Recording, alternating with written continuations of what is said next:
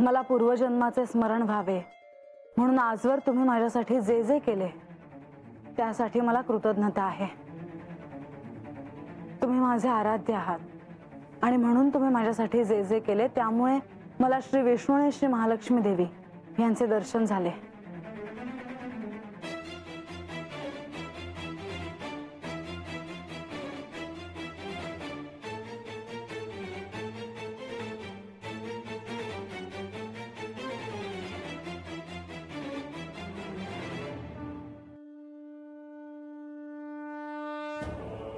कोण आहे लब्बाड? ओळख पाहू? हे छोटे छोटे हात माझ्या गणेशचेच आहेत. आत्ता आठवण आली तुला माझी? मला भूक लागली आहे. तुला आज थोडा वेळ थांबावं लागेल. का बरं? कारण आज श्री विष्णू, श्री महालक्ष्मी आणि हे आणि तू तुम्ही आज सहभोजन करणार आहात. मी पंचपक्वान्न करणार आहे. छान होईल ना सोहळा? पण आजच का करणार आहेस हा सोहळा? का, काय झालं? आज योग्य मुहूर्त दिसत नाही. तुला भोजन हवे आहे म्हणून तू असं म्हणतो आहेस ना? नाही माते, माझं ऐक. आज हा घाट घालू नकोस. नाही गणेश, मी ठरवलं आहे आणि तू आता नाही म्हणू नकोस. पण तू हे ती खंडेरायांना सांगितलं आहेस का? नाही, पण मी यांना सांगणार आहे. पण तू आता असं म्हणू नकोस की सहभोजन आज नको म्हणून. माझी इच्छा आहे की आज हा सोहळा व्हावा. मला ठाऊक आहे की तुला भूक लागली आहे. हवं तर मी तुझ्यासाठी मोदक करून देते, मग तर झालं. मी सांगायचं काम केलं. पण जर असं तुला वाटत असेल मी मोदक खाऊ तर मी तुझ्यासाठी खाईन. आत्ता कसं शहाण्या बाळासारखं बोललास?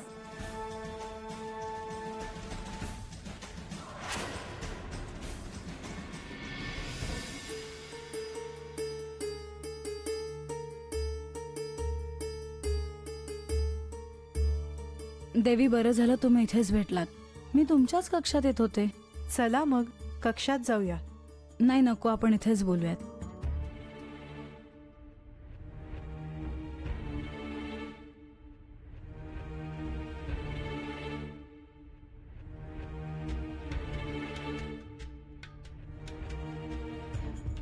आता सांगा, काय काम होतं?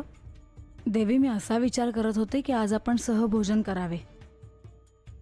आजपर्यंत तुम्ही प्रधानजींच्या पत्नी आहात असं मला ठाऊक होतं, पण आता आपण महालक्ष्मी आहात हे मला ठाऊक आहे. आपल्या आदरात इथे झालेच नाही. अशा औपचारिकतेची आवश्यकता नाही. असं कसं देवी? माझी इच्छा आहे, आपण नाही म्हणू नका. बरं, मी काही सहाय्य करू का? नाही, मी करून घेईन. श्री विष्णू, श्री गणेश, तुम्ही चौघांनी एकत्र भोजन करावे असे मला वाटते. आणि श्री विष्णूंना देखील सांगायचे आहे. बरं, मी येऊ? सगळी तयारी करायची आहे.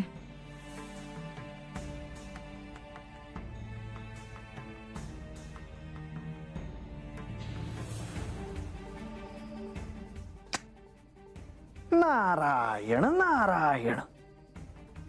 आता इथून जाण्याआधी बानूला काहीतरी महत्वाचे सांगून जावे, म्हणजे सगळे व्यवस्थित होईल. नारायण नारायण.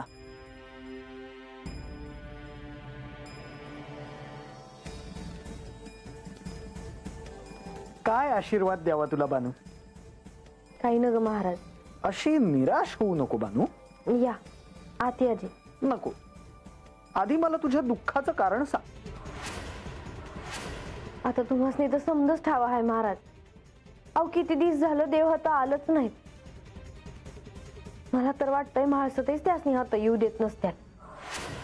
मी काय करावं? विचार करायला हवा. केशवा, माधवा, आता तूच काहीतरी मार्ग सुचव बाबा. करावे तरी काय बानूने? राहू द्या महाराज. असे कसे? सापडला. उपाय सापडला. खरं? कसला उपाय? अल्प असं धाडस करावं लागेल तुला बानू. करणार का? का नाही करणार? तुम्ही सांगून तर बघा. श्री खंडेराय सांब सदाशिव आहेत, भोळे आहेत. भक्ताने त्यांच्याकडे काहीही मागितले तरी ते देऊन टाकणारे आहेत. तू तुझ्या वचनात त्यांना अडकव आणि त्यांना इथे थांबवून घे. पण ते कसं होईल महाराज? का नाही होणार? अहो, देवांनी आधी आता यायला पाहिजे ना. मग बोलावून घे. सेवक हजर आहे, विलंब नको. होय महाराज, तुम्ही म्हणताय तसंच करते आता मी. आणि हे केल्यानं जर देव माझ्या संग राहणार असत्याल तर मी आहे कशा पायी नाही करायचं. हा, परंतु सांभाळून कर. माझे नाव कुठे येऊ देऊ नकोस, नाहीतर नारायण नारायण. जी महाराज. तुझी इच्छा पूर्ण होवो. जी. नारायण नारायण. राघोबा दादा आहेत का बाहेर? जी हाय जी. काही काम आहे का जी? होय, गडावर सांगावा द्यायचा आहे. जी सांगावा कुणाच नाही? देवासनी नाहीतर प्रधानजीसनी. त्यासनी सांगा का मला देवासनी लवकरात लवकर भेटायचं आहे, तेव्हा त्यासनी मी हात बोलवलं आहे असं सांगा. जी आताच्या आता सांगावा देतो जी.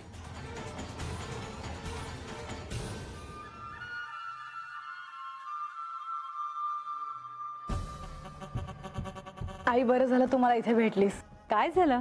चेहरा खुललाय तुझा. मी नियोजन केले आहे ते मला तुला सांगायचे आहे. तू आनंदी आहेस? माझ्यासाठी हे महत्वाचं. सांग, काय ठरवलंयस? आज श्री विष्णू आणि श्री महालक्ष्मी देवी यांच्यासाठी विशेष भोजनाचे नियोजन मी केले आहे.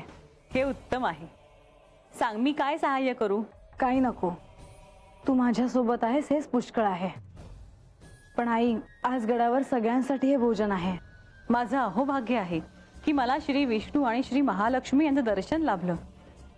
पण तरीही मनात एक शंका आहे ग. कसली शंका? अगं, मला कुठे ठाऊक होतं की ते कोण आहेत ते. चुकून काही मी बोलून गेले असेल तर पाप लागेल ना मला. नाही, असं नाही होणार. ते खूप प्रेमळ आहेत, क्षमाशील देखील आहेत. तरीही तू त्यांना माझ्या वतीने सांग की क्षमा करा. हो, नक्की सांगेन. जाऊ मी?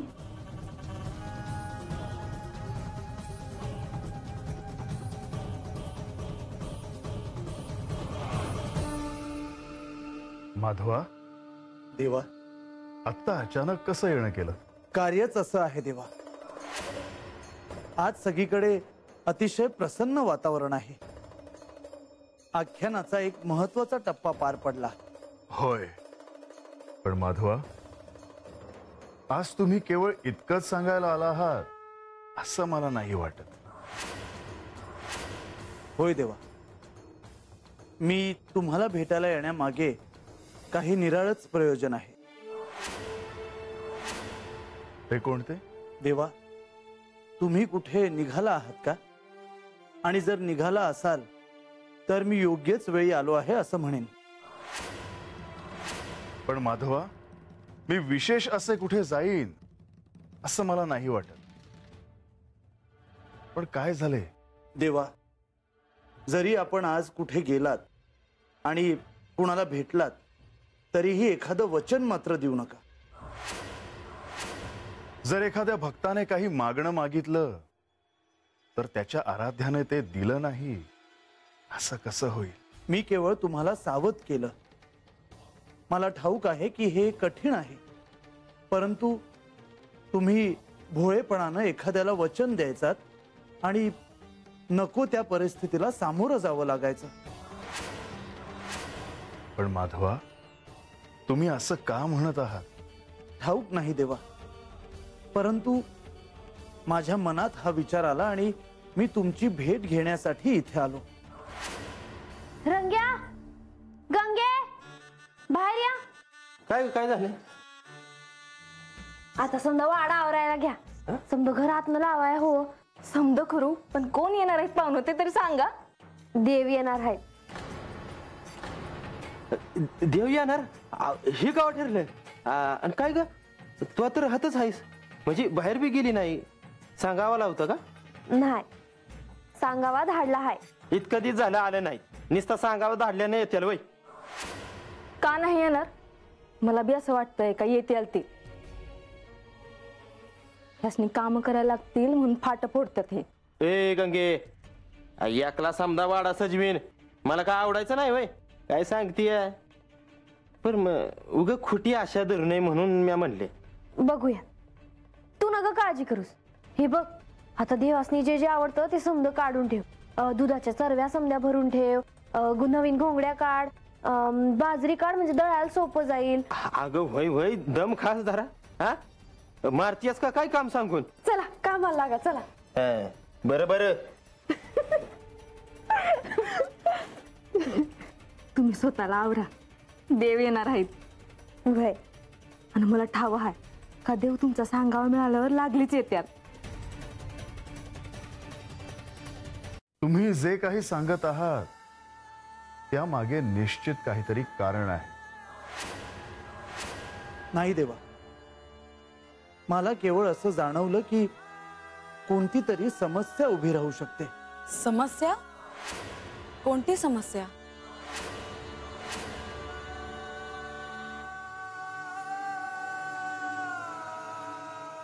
कोणतीही समस्या नाही देवी.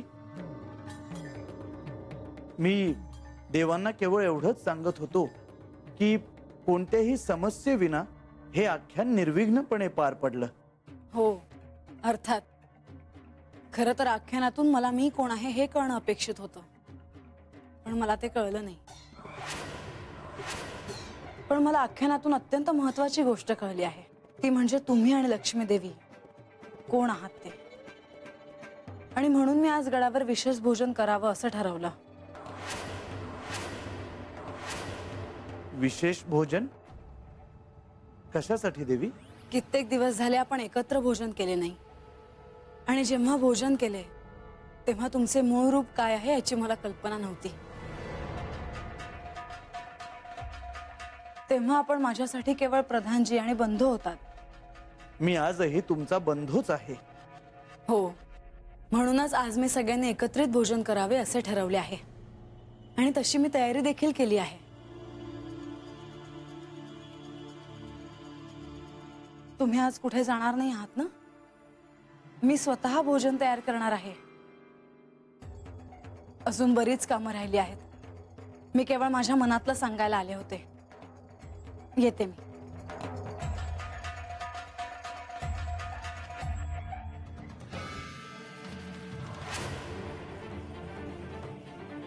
नमस्कार. आज गडावर अत्यंत महत्वाचे विशेष असे भोजन होणार आहे. या आधी प्रधानजी आणि लक्ष्मी देवींनी एकत्र भोजन केले आहे, पण आजची गोष्ट निराळी आहे. त्यांच्यासाठी आज पंचपक्वान्न करायचे आहे, गोडाचे पदार्थ करायचे आहेत, पुरणपोळी करायची आहे. त्याची तयारी करायला घ्या. वय देवी, आणि तुम्ही म्हणलासा तर तुम्ही बी त्यात येणार आहेसा? होय, तर मी देखील माझ्या हाताने भोजन करायला सहाय्य करणार आहे. गडावर असणाऱ्या सगळ्यांना ही वार्ता कळू दे. त्या सगळ्यांसाठी हे विशेष भोजन आहे हे देखील कळू दे. वयजी. देवा, मी तुम्हाला म्हणालो होतो की आज काहीही घडू शकतं. होय माधवा, आणि म्हणून मी म्हाळसेला कोणतंच वचन दिलं नाही. आज मी केवळ शांत होतो, आणि म्हाळसाच तिच्या मनातलं बोलत राहिली. होय, ते चांगलंच झालं देवा. तुम्ही इथे आहात तर.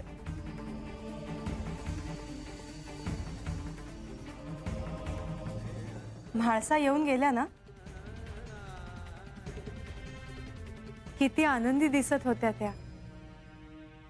त्या आज गडावर विशेष भोजन करणार आहेत. कोणीही कुठेही जाऊ नये. तुमची जी राज्यकारभाराची कामं असतील ती त्या आधीच पूर्ण करून घ्यावीत. होय देवी, आम्ही त्याबद्दलच बोलत होतो. म्हाळसा देवींना इतकं आनंदी पाहून मलाच आनंद होतो आहे. त्यांचा हा आनंद हिरावून जाऊ नये यासाठी आपणच तत्पर असायला हवं.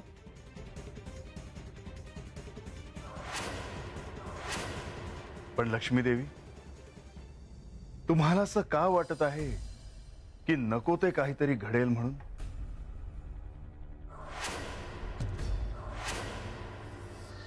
मी असं कुठे म्हणाले. माझं केवळ इतकंच म्हणणं आहे की म्हाळसाचा हा आनंद आपण असाच ठेवूया. त्यांना दुःख होईल असं काहीही कोणाकडूनही घडायला नको. आणि दुपारच्या प्रहरी भोजन करायचे आहे, त्यामुळे त्याआधीच सगळी कार्य आम्ही पूर्ण करून घेऊ. उत्तम. येते मी.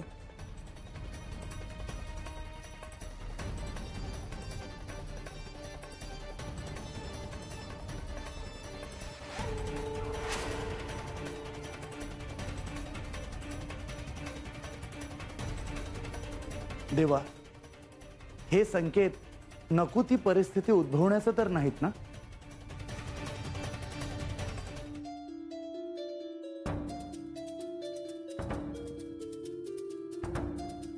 प्रधानजी, देवा, बाणाईने आपल्यासाठी निरोप पाठवला आहे. तिने आपल्याला तात्काळ भेटायला बोलावलं आहे. निश्चित काहीतरी महत्वाचं कार्य असणार, नाहीतर ती असं काही म्हणणार नाही. माधवा, मला तिला भेटावंच लागेल.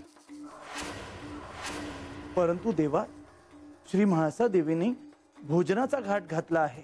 त्याआधीच मी बानूला भेटून इथे येईन. देवा, जर आपण वेळेवर नाही आलात तर अनर्थ घडू शकतो. असं काही होणार नाही माधवा. मी तिला भेटून लगेच गडावर येईन. देवा, मी केवळ माझा विचार तुम्हाला सांगितला. तुम्ही भोळे आहात. भक्ताची मनोकामना पूर्ण करण्यासाठी भोळेपणानं त्याला एखादं वचन देऊन बसाल, तसं मात्र होऊ देऊ नका. अक्का, अक्का, अहो कुठे होता तुम्ही? काय सांगायचं लवकर सांग. पाल्ला लावू नकोस बाई. अहो, गडाच्या पायथ्यावरून देवांसाठी सांगावा आला आहे. वाटलंच होतं मला. जरा काही चांगलं घडत असेल तर हे असं विघ्न येणारच. पण काय चांगलं घडत होतं? अगं, म्हाळसा आज सगळ्यांसाठी पंचपक्वान्नाचं भोजन करणार आहे. बघा, आणि तिकडून सांगावा येतोय. अजून काही कळलं का तुला? अजून काही कळालं असतं तर सांगितलं नसतं का तुम्हाला? अहो नाही, नको. म्हणजे त्याची काही आवश्यकता नाही. अक्का, मला खरंच काही ठाऊक नाही काय संदेश आहे त्या बानूचा ते. मग माहिती काढ आणि मला सांग. ती उत्साह होता माझ्या लेकीच्या चेहऱ्यावर, पण तिची सवत त्यात विघ्न आणणारच. आता मलाच काय ते करावं लागेल. अक्का, मी काय म्हणते, काय संदेश आहे ते आधी कळून घेऊयात, मग जाऊयात म्हाळसा देवींना सांगायला. हे योग्य आहे. असंही असू शकतं की काहीच महत्वाचं नसेल, आणि महत्वाचा सांगावा धाडला असेल तर?